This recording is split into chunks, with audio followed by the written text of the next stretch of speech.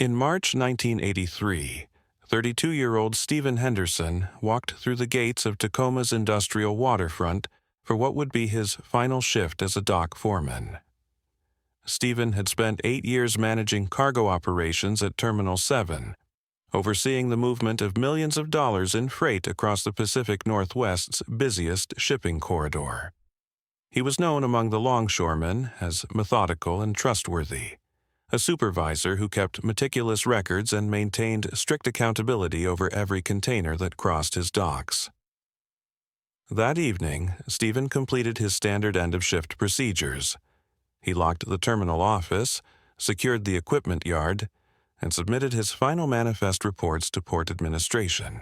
According to witnesses, he walked to his burgundy Ford pickup truck at approximately 11:15 p.m., waved goodbye to the night security guard, and drove toward the terminal exit. Stephen Henderson was never seen again. What made his disappearance extraordinary was not just the sudden vanishing of a reliable family man, but the discovery made during the following morning's inventory check. $1.3 million in documented cargo had disappeared from Terminal 7's secured storage area. The missing freight included high-value electronics, precision machinery, and luxury goods destined for distribution centers across the western United States. Port authorities immediately launched an investigation, but the evidence painted a confusing picture. Stephen's personal belongings remained untouched in his office desk. His paycheck from the previous week sat uncashed in his wallet. His wife, Margaret, reported that he had left no indication of travel plans or personal troubles. Their joint bank account showed no unusual activity, and Stephen had made no recent large purchases or financial transactions. Before we dive deeper, let us know in the comments where you're watching from. We'd love to hear from you. And don't forget to hit that subscribe button so you never miss any of our upcoming videos. The theft appeared sophisticated and coordinated. Security footage from that night revealed no unauthorized vehicles entering or leaving the terminal during Stephen's shift. The missing containers had been methodically selected from different sections of the storage yard, suggesting intimate knowledge of the facility's layout and inventory systems. Most puzzling was the fact that the cargo manifests in Stephen's handwriting showed accurate documentation up until the moment of his departure. Federal investigators from multiple agencies converged on Tacoma within days. The FBI treated the case as a potential kidnapping with connections to organized cargo theft. Customs officials examined whether the disappearance involved international smuggling operations. The Coast Guard searched Puget Sound for evidence of Stephen's truck or remains. Despite extensive efforts, no substantial leads emerged. Stephen's background provided few clues about his potential involvement.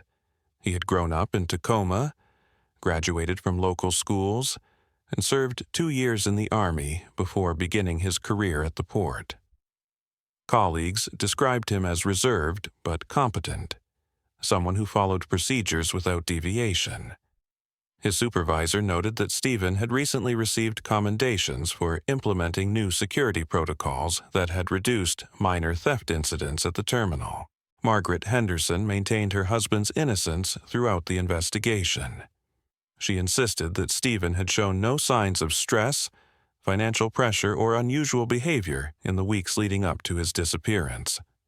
Their marriage appeared stable, and they had been planning a vacation to visit Margaret's family in Oregon. She provided investigators with Stephen's daily routines, social contacts, and personal habits, but none of these details yielded meaningful investigative leads. The case generated significant media attention throughout the Pacific Northwest. Local newspapers published Stephen's photograph alongside headlines questioning whether he was a victim or a perpetrator. Television news broadcasts featured interviews with port workers who expressed shock at the allegations surrounding their former colleague. The story captured public imagination because it combined elements of mystery, substantial financial loss, and the disappearance of an ordinary working man. As months passed without resolution, the investigation gradually shifted focus. detectives began examining the possibility that Stephen had been eliminated by accomplices after facilitating the theft. This theory suggested that outside criminal organizations had recruited Stephen, used his access to steal the cargo, and then murdered him to eliminate evidence of their operation. Search efforts expanded to remote areas of Pierce County where a body might have been concealed. Alternative theories emerged within law enforcement circles.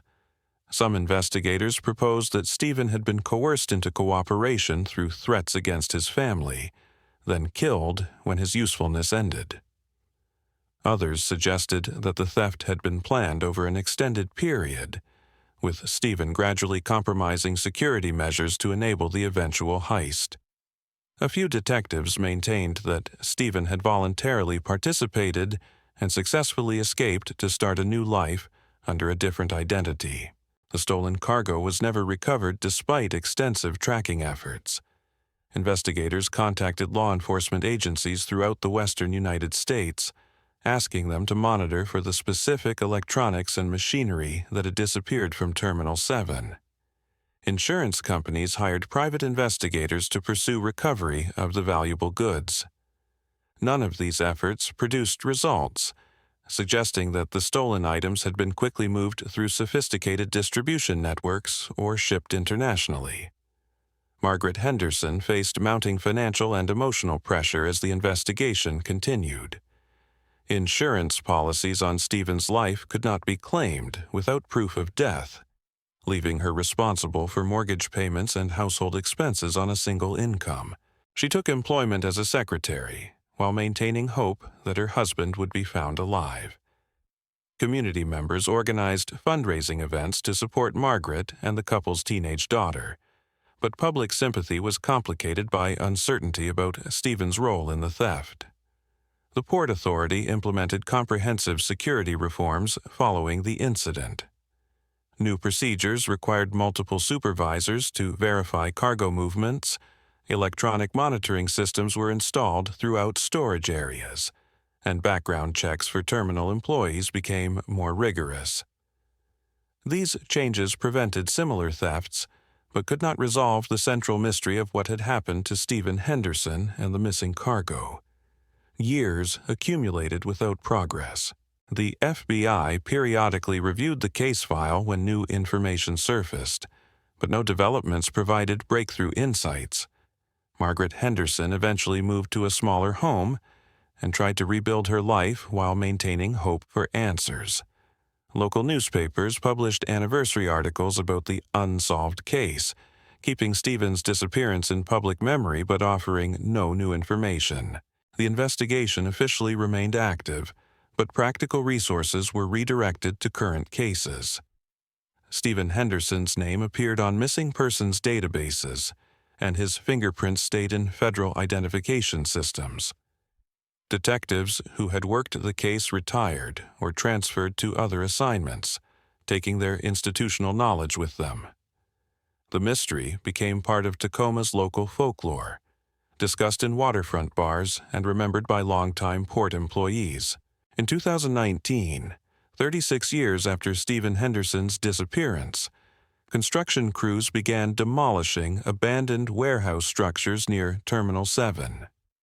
The area had been unused for decades, falling into disrepair as shipping operations modernized and moved to different sections of the port. City planners intended to redevelop the land for mixed commercial and residential use, requiring removal of the deteriorating buildings. During the demolition process, heavy machinery uncovered debris that had been concealed beneath one of the warehouse foundations. Among the rubble, workers discovered the remains of a severely damaged shipping container that appeared to have been buried deliberately. The container bore markings consistent with those used by Terminal 7 during the early 1980s. Port security immediately contacted law enforcement, recognizing the potential connection to the Henderson case. Detectives who had studied the original investigation files were called to examine the discovery. The buried container represented the first physical evidence related to the cargo theft that had emerged in more than 3 decades. Initial examination of the container revealed extensive corrosion and structural damage consistent with prolonged underground exposure. The metal walls had deteriorated significantly, but investigators could still identify partial serial numbers that matched shipping records from March 1983. More importantly, the container's interior contained remnants of packaging materials and product documentation that corresponded to items listed in the original theft reports. Forensic specialists carefully excavated the surrounding area, searching for additional evidence that might have been buried alongside the container. They discovered fragments of wooden pallets, torn shipping labels, and pieces of electronic equipment housings. Carbon dating and material analysis confirmed that these items originated from the early 1980s, supporting the theory that this container had been concealed shortly after the original theft. The discovery location proved significant. The warehouse foundation where the container was found sat approximately 2 miles from Terminal 7, connected by a network of industrial roads that would have been familiar to port employees. During the 1980s, this area had been less developed, with fewer security cameras and limited overnight activity. Someone with knowledge of local geography could have transported the container to this location without attracting attention. Detective Maria Santos, who had recently been assigned to review cold cases for the Pierce County Sheriff's Office, took primary responsibility for the renewed investigation. Santos had not been involved in the original Henderson case, bringing fresh perspective to evidence that previous investigators had examined extensively. She immediately recognized that the buried container represented either a major breakthrough or another frustrating dead end. Santos began by studying the original case files, interviewing retired detectives who remembered the investigation, and examining physical evidence that had been stored in police archives for decades. She discovered that several key witnesses from 1983 had died in the intervening years, but some port employees and Henderson family members remained available for questioning. Santos hoped that the passage of time might encourage people to share information they had previously withheld. The container's burial location suggested careful planning rather than hasty concealment. Whoever had placed it beneath the warehouse foundation would have needed excavation equipment, knowledge of construction schedules, and confidence that the area would remain undisturbed for an extended period. These requirements pointed towards someone with connections to the shipping industry or construction trades, narrowing the potential suspect pool. Santos coordinated with federal agencies to re-examine international shipping records from 1983, looking for patterns that might indicate where the stolen cargo had been distributed. She also contacted insurance investigators who had worked the case, hoping their private research had uncovered leads that law enforcement had missed. The detective understood that solving a 36-year-old case would require combining old evidence with new analytical techniques. Advanced forensic methods unavailable during the original investigation offered promising possibilities. DNA analysis could potentially identify genetic material from the container or surrounding soil. Digital enhancement of faded documents might reveal previously illegible information. Computer databases could cross-reference shipping records, employee backgrounds, and financial transactions more comprehensively than had been possible using 1980s technology. The Henderson family learned about the container discovery through media coverage before police could contact them directly. Margaret Henderson, now in her 70s, told reporters that she felt both hopeful and apprehensive about the development. She had spent decades wondering whether her husband had been a victim or a perpetrator, and she feared that new evidence might provide answers she was not prepared to accept. Margaret's daughter, who had been 15 when Stephen disappeared, expressed mixed emotions about the renewed investigation. She had grown up with questions about her father's fate and had eventually built a successful career while carrying the burden of unresolved family trauma. The discovery of the container forced her to revisit painful memories she had worked years to process. Santos interviewed Margaret Henderson extensively, asking questions that original investigators had posed decades earlier, but approaching them from different angles. Margaret provided details about Stephen's work habits, financial situation, and personal relationships that she hoped might prove relevant to the new evidence. She maintained her belief in her husband's innocence while acknowledging that she had never fully understood what had happened that night in March 1983. The detective also spoke with surviving port employees who had worked alongside Stephen Henderson. Many of these individuals were now retired, but they retained clear memories of the theft and its aftermath. Several former colleagues mentioned details about terminal operations that had not been included in original police reports, suggesting that the investigation had missed potentially significant information. One retired longshoreman told Santos about unusual activity he had observed during the weeks preceding the theft. He recalled seeing unfamiliar vehicles near Terminal 7 during off hours, and noticing that certain containers had been moved without proper documentation. At the time, he had not reported these observations because they seemed minor compared to the larger volume of legitimate cargo operations. Another former employee mentioned conversations with Stephen Henderson about improving security procedures at the terminal. According to this witness, Stephen had expressed concern about vulnerabilities in the cargo tracking system and had proposed reforms that were not implemented by port management. These discussions suggested that Stephen had been actively working to prevent theft rather than planning to participate in it. Santos recognized that witness recollections from decades earlier might be unreliable, influenced by subsequent media coverage and the passage of time.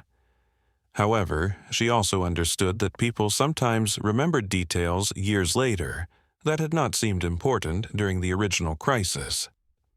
The detective carefully documented all new information while maintaining appropriate skepticism about its accuracy.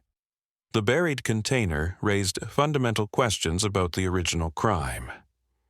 If the stolen cargo had been concealed locally rather than transported to distant markets, the theft might have been less sophisticated than investigators had assumed. The burial suggested that the perpetrators had intended to retrieve the container later, implying a plan that had been interrupted or abandoned. Santos theorized that something had gone wrong with the original plan, forcing the thieves to hastily bury the container rather than complete their intended distribution scheme. This scenario would explain why the valuable cargo had remained hidden for 36 years instead of being sold through criminal networks. It also suggested that Stephen Henderson might have been eliminated because he posed a threat to conspirators who needed to abandon their operation. The detective requested additional excavation around the container site, hoping to uncover more evidence that had been concealed alongside the buried freight. Specialized ground-penetrating radar revealed anomalies in the surrounding soil that warranted further investigation. Santos coordinated with the county coroner's office, knowing that human remains might be discovered during the expanded search. Within days of beginning the deeper excavation, workers made a discovery that transformed the entire case. Buried approximately 15 feet from the container, beneath layers of concrete and industrial debris, they found skeletal remains wrapped in deteriorated canvas material. The bones appeared to be those of an adult male, positioned in a manner consistent with hasty burial rather than natural death. Forensic anthropologists examined the remains immediately, working to establish identity and cause of death. The skeleton showed evidence of trauma to the skull and rib cage, suggesting violent death rather than accidental injury. Personal effects found with the remains included a corroded wristwatch, metal belt buckle, and fragments of clothing that appeared consistent with work attire from the early 1980s. Forensic examination confirmed what Margaret Henderson had feared and hoped for simultaneously over 36 agonizing years. DNA analysis matched the skeletal remains to Stephen Henderson through comparison with samples provided by his surviving family members. The cause of death was determined to be blunt force trauma to the skull, consistent with homicide rather than accident or natural causes. The positioning of the remains and the burial method indicated that Stephen had been killed and concealed at the same location where the stolen cargo was hidden. Detective Santos concluded that Stephen Henderson had been murdered by accomplices who eliminated him to prevent disclosure of their operation. The evidence suggested that Stephen had either discovered the theft in progress or had been coerced into facilitating it before being killed to ensure his silence. The burial of both Stephen's body and the container indicated that the perpetrators had intended to retrieve the valuable cargo later, but were prevented from doing so by circumstances that remain unknown. Margaret Henderson finally received the closure she had sought for nearly 4 decades, learning that her husband had been a victim rather than a perpetrator. The insurance policies on Stephen's life were activated, providing financial relief that came too late to address the hardships his family had endured. His daughter expressed relief at finally understanding her father's fate, even though the truth brought its own form of pain. The case remains officially open as investigators continue searching for Stephen's killers, though the passage of time has eliminated many potential suspects and witnesses. The recovered cargo container provided no fingerprints or DNA evidence that could identify the perpetrators, leaving their identities as mysterious today as they were in 1983. However, the discovery finally answered the central question that had haunted the Henderson family and the Tacoma community for more than 3 decades. Stephen Henderson's story serves as a reminder that even the most carefully concealed crimes can eventually surface through unexpected circumstances. The demolished warehouse foundation that revealed his remains also revealed the truth about a dedicated port employee who died protecting the cargo he was sworn to safeguard.